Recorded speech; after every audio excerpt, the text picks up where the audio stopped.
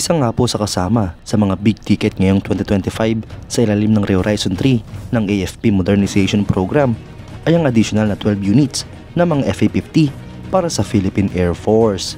Yan ang pag-uusapan natin, pero bago yan, kung bago ka lang sa aking channel, huwag mong kalimutang mag-like, subscribe at i-hit mo na rin ang notification bell button para lagi kang updated sa mga bagong videos natin.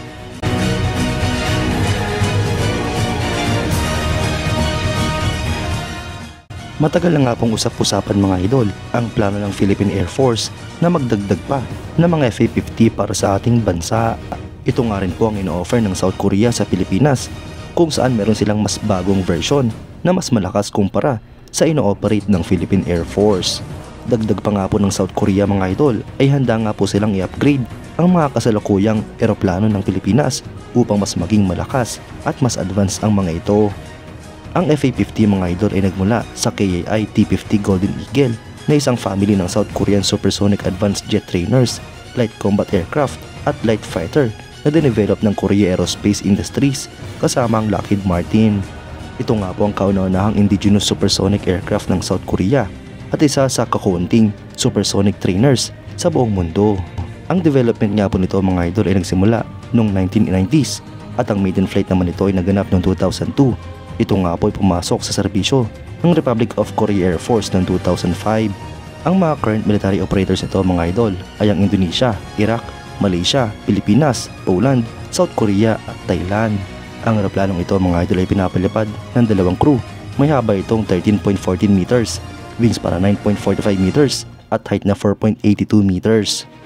Ang empty weight naman nito mga idol ay 6,470 kilograms, habang ang maximum take-off weight naman ay 10,722 kilograms.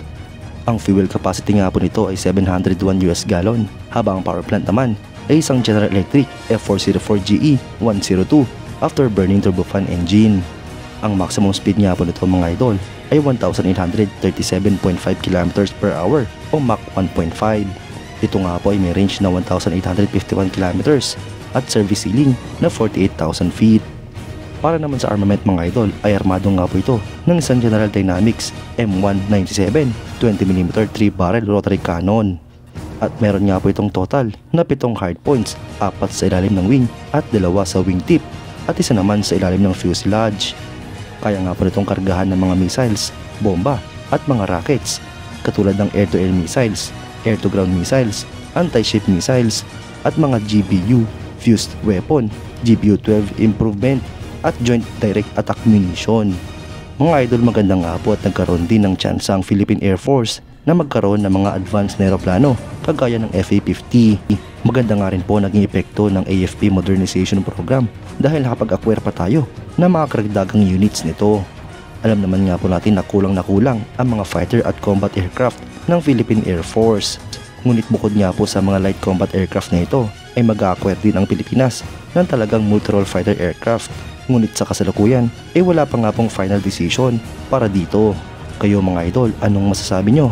Comment down below for your thoughts and opinions. At yan nga lang po ang pag-uusapan natin ngayon mga idol. Maraming salamat sa panonood. Huwag nyo rin kalimutang mag-like at subscribe bilang suporta sa ating channel. Mabuhay kayo mga idol!